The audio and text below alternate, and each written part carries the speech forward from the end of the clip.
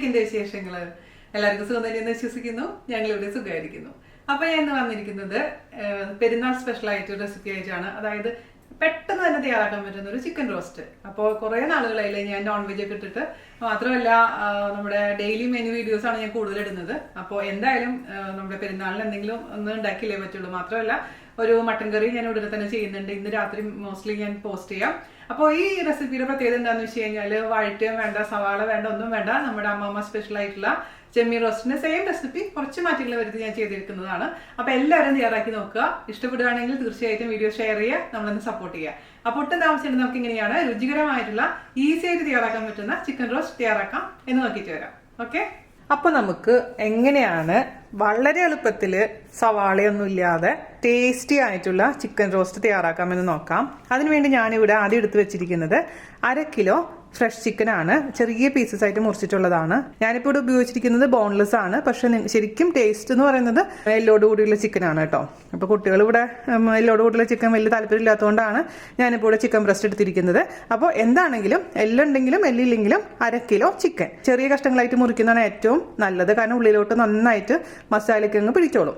ഞാൻ വിനീഗർ ഉപ്പിട്ടിട്ട് ഒരു ചേരം വെച്ചിട്ടുണ്ടായിരുന്നു. അതിനുശേഷം നന്നായിട്ട് വാഷ് ചെയ്തെടുത്ത് വെച്ചിരിക്കുന്ന ചിക്കൻ്റെ പീസസ് ആണ്. അപ്പോൾ തൽക്കാലം നമുക്കിതങ്ങ് മാറ്റി വയ്ക്കാം. ഇപ്പൊ നമ്മുടെ എൻ്റെ ഒരുപാട് പേര് ട്രൈ ചെയ്തിട്ടുള്ള റെസിപ്പിയില്ലേ ചെമ്മീൻ റോസ്റ്റ്, അമ്മാമ സ്പെഷ്യൽ ചെമ്മീൻ റോസ്റ്റ്, സെയിം റെസിപ്പി തന്നെയാണ്. ചെറിയ മാറ്റങ്ങളോടുകൂടി ഞാനിവിടെ ചിക്കൻ വെച്ച് ചെയ്യുന്നത്. ഞാൻ ബ്ലോഗിൽ ഓൾറെഡി പോസ്റ്റ് ചെയ്തിട്ടുള്ള, വർഷങ്ങൾക്ക് മുമ്പ് പോസ്റ്റ് ചെയ്തിട്ടുള്ള റെസിപ്പിയാണത്.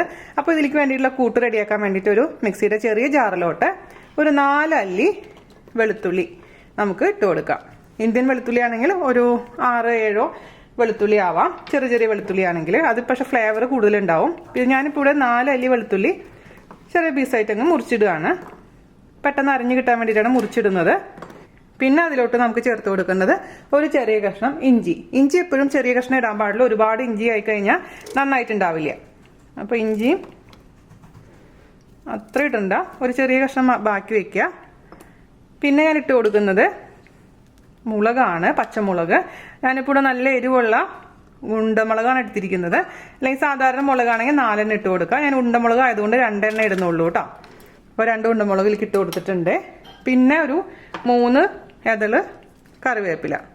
പിന്നെ നമുക്ക് ഇതിലേക്ക് ചേർത്ത് കൊടുക്കേണ്ടത് ഒരു 1/4 ടീസ്പൂണോളം മഞ്ഞൾപ്പൊടി.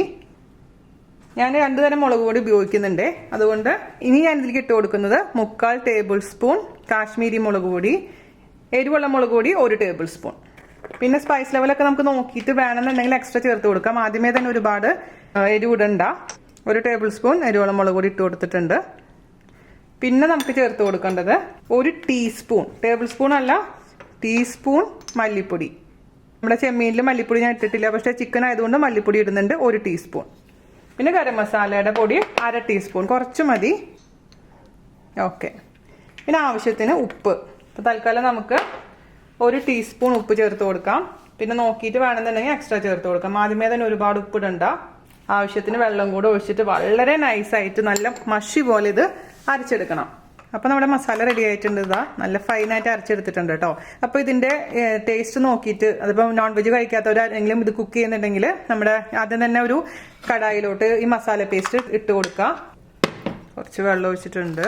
ഒരു 1/2 കപ്പോളം വെള്ളം ഒഴിച്ചിട്ട് ഈ മിക്സിയുടെ ജാറിലത്തെ എല്ലാ മസാലയും മാക്സിമം യൂസ് ചെയ്യുക, കളയണ്ട.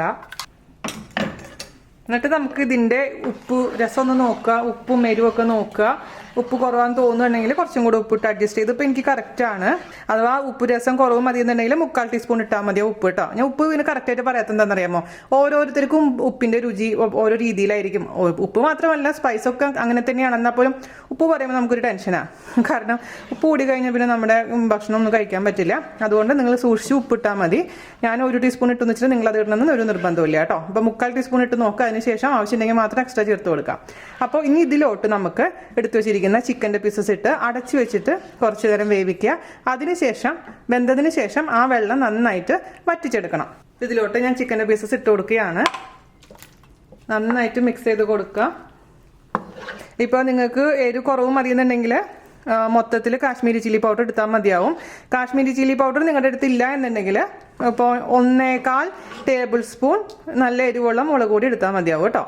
അപ്പോൾ അതനുസരിച്ച് നിങ്ങളുടെ കയ്യിലുള്ള ഐറ്റംസ് അനുസരിച്ച് അതിലൊക്കെ അഡ്ജസ്റ്റ് ചെയ്യാൻ മറക്കരുത്.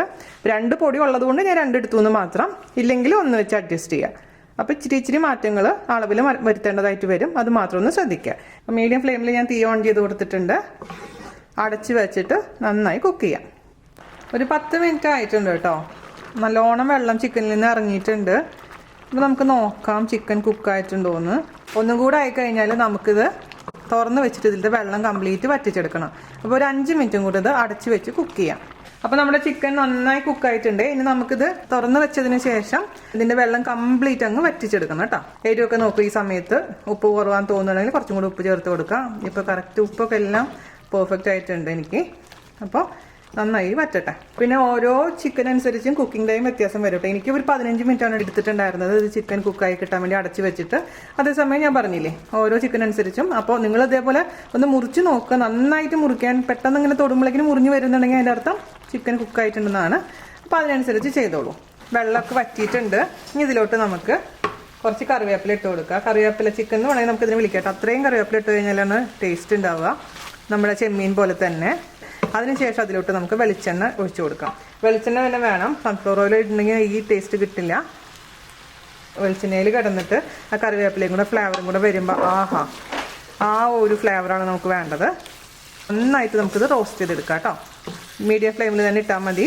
നമ്മളിപ്പോൾ ഇതിൽ പുളിയൊന്നും ചേർക്കുന്നില്ല. പുളിയില്ലാത്തൊരു ഡിഷാണ്. അതേസമയം നിങ്ങൾക്കിപ്പോൾ പുളി വേണമെന്നുണ്ടെങ്കിൽ അവസാനം കുറച്ച് ലെമൺ ജ്യൂസ് അതിൻ്റെ മേലെ കൂടെ ഒന്ന് പിഴിഞ്ഞ് ഒഴിച്ചു കൊടുത്താൽ മതിയാവും കേട്ടോ. ഇതിൽ തന്നെ അരയ്ക്കുന്ന സമയത്തൊന്നും പുളിയിടേണ്ട ആവശ്യമില്ല. അപ്പോൾ കുറച്ചൊന്ന് റോസ്റ്റായി വരുമ്പോൾ കുറച്ചും കൂടെ കറിവേപ്പിലയുടെ എണ്ണ നിങ്ങളുടെ ഇഷ്ടത്തിനനുസരിച്ച് മാറ്റം വരുത്തിക്കൊള്ളൂ കേട്ടോ. എനിക്ക് ഭയങ്കര ഇഷ്ടം കറിവേപ്പിലയുടെ ഫ്ലേവർ. അതുകൊണ്ട് ഞാനിങ്ങനെ കറിവേപ്പിലയ്ക്ക് ഒരു ലിമിറ്റ് ലുബ്ഡ് കാണിക്കാറില്ല. കറിവേപ്പില ഇടും. അതേപോലെ തന്നെ വെളിച്ചെണ്ണയും. ചിക്കൻ നന്നായി വെന്തിട്ടുണ്ട് കണ്ടോ. ചിക്കൻ്റെ ഇതൊക്കെ ഇങ്ങനെ പുറത്തേക്ക് വരുന്നത് ഇങ്ങനെ അലിഞ്ഞ് വരുന്ന പോലെയുണ്ട് ചിക്കൻ. അപ്പോൾ ഈ പച്ചമണം മാറണം. നമ്മുടെ മസാലയുടെ നല്ലൊരു റോസ്റ്റായൊരു വാസന വരണം. അപ്പോൾ അതുവരെ ഇതിങ്ങനെ നന്നായി റോസ്റ്റ് ചെയ്തുകൊണ്ടിരിക്കുക. ഓവർ റോസ്റ്റ് ചെയ്യണ്ട. ഓവർ റോസ്റ്റ് ചെയ്താൽ ഓവർ അതിന് ഇങ്ങനെ ഭയങ്കര ഒരു എന്താ പറയുക കട്ടിയായി മാറും. അതുകൊണ്ട് സോഫ്റ്റ്നെസ് ഉണ്ടാവാൻ വേണം. പക്ഷെ നന്നായിട്ട് ആ ഒരു പച്ചമണക്കം ഒന്ന് മാറി ഇതിലെല്ലാം ഇങ്ങനെ പിടിച്ചിരിക്കുന്ന ഒരു പരിവുണ്ടല്ലോ, ആ സമയത്ത് നമുക്കങ്ങ് ഓഫ് ചെയ്യാം. നിങ്ങൾക്ക് ഇപ്പോൾ ഇത് ചിക്കൻ വേവിക്കുന്ന സമയത്ത് അതിൽ കൂടെ ആ ഗ്രേവിയിൽ കൂട്ടത്തിൽ കൂടെ നമ്മുടെ നാളികേരക്കൊത്ത് തേങ്ങക്കൊത്ത് ഇടണമെങ്കിൽ ഇടാം കേട്ടോ. അപ്പോൾ കടിക്കാൻ ഒരു ടേസ്റ്റ് കൂടും. പക്ഷേ ഇതിപ്പോൾ മാക്സിമം കുറച്ച് ഇൻഗ്രീഡിയൻസ് വെച്ചിട്ട് നമുക്ക് ടേസ്റ്റ് ചെയ്യുന്ന ഡിഷെന്നാണ് ഞാൻ ഉദ്ദേശിക്കുന്നത്. നല്ലോണം റോസ്റ്റ് ആയിട്ടുണ്ട്. നല്ലൊരു വാസന വരുന്നുണ്ട് കേട്ടോ. ആ പച്ചമണക്കൊന്ന് മാറി നിങ്ങളിന്ന് കഴിച്ച് നോക്കൂ. ഇനിയും റോസ്റ്റ് ആക്കണമെങ്കിൽ കുറച്ചും കൂടെ വെളിച്ചെണ്ണ വെച്ച് റോസ്റ്റ് ചെയ്തോളൂ. ഞാനിപ്പോൾ ഇവിടെ വെച്ച് നിർത്തുകയാണ്. ഓവറായിട്ടുണ്ടെങ്കിൽ ഇങ്ങനെ കുറച്ചും കൂടെ കല്ല് പോലെ ആവും. അപ്പോൾ ഈ ഒരു സോഫ്റ്റ്നെസ് ഉണ്ടാവില്ല, ഇതിന് ടേസ്റ്റും കുറയും. പിന്നെ നിങ്ങൾക്ക് വേണമെന്നുണ്ടെങ്കിൽ ഇതിലേക്ക് അല്പം കൂടെ ഗരം മസാലയോ പെപ്പർ പൗഡറോ ചേർത്ത് ഞാനൊരു അല്പം മാത്രം 2 നുള്ളു മാത്രം ഗരം മസാല ഇങ്ങനെ ഒന്ന് തൂക്കി കൊടുക്കുന്നുണ്ട്. അതേപോലെ തന്നെ ഒരു നല്ലൊരു ഫ്ലേവർ കിട്ടാൻ വേണ്ടി 2 പച്ചമുളക് നൈസാക്കി അരിഞ്ഞിടുന്നുണ്ട്. അതേപോലെ തന്നെ 2 നുള്ളു പെപ്പർ പൗഡറും ഒന്ന് വെതറി കൊടുക്കുന്നുണ്ട്. ഞാൻ പറഞ്ഞില്ലേ സ്പൈസ് ലെവലൊക്കെ നിങ്ങളുടെ ഇഷ്ടത്തിനനുസരിച്ച് മാറ്റം വരുത്തണേ. ജസ്റ്റ് ഒന്ന് മിക്സ് ചെയ്ത് കൊടുക്കാം. ഓഫ് ചെയ്യാണ് ഞാൻ. അപ്പോൾ ഇത്രയുള്ള പരിപാടി. നമ്മൾ സൂപ്പർ ടേസ്റ്റി ഈസി ആയിട്ടുള്ള ചിക്കൻ റോസ്റ്റ്, ചിക്കൻ ഫ്രൈന്നോ ചിക്കൻ റോസ്റ്റെന്നോ എന്ത് പേര് വേണമെങ്കിലും നിങ്ങൾക്ക് ഇതിനെ വിളിക്കാം. എന്തായാലും സൂപ്പറാണിത്. സ്റ്റാർട്ടറായിട്ട് നമുക്കിത് ഉപയോഗിക്കാം. ഗീ റൈസിൻ്റെ കൂടെ, ബട്ടർ റൈസിൻ്റെ കൂടെ, എന്തിൻ്റെ കൂടെ വേണമെങ്കിലും, ഈ ചോറിൻ്റെ കൂടെ വേണമെങ്കിലും കഴിക്കാൻ പറ്റുന്ന സൂപ്പർ ടേസ്റ്റി ആയിട്ടുള്ളൊരു ഡിഷാണ്. എന്തായാലും നിങ്ങൾ ട്രൈ ചെയ്ത് നോക്കുക. ബാച്ചിലേഴ്സിനും എല്ലാവർക്കും ഉപകാരപ്പെടുമെന്ന് വിശ്വസിക്കുന്നു. ഈ ഡിഷ് ഉണ്ടാക്കിയിട്ട് എനിക്ക് ഫീഡ്ബാക്ക് പറയാൻ മറക്കരുത്. മാക്സിമം ഷെയർ ചെയ്യുക, നമ്മളെന്ന് സപ്പോർട്ട് ചെയ്യുക. അപ്പോൾ എല്ലാവർക്കും പെരുന്നാൾ ആശംസകൾ. അടുത്ത അടിപൊളിയായിട്ട് വീഡിയോ ആയിട്ട് വരുന്നവരെ നന്ദി, നമസ്കാരം. താങ്ക്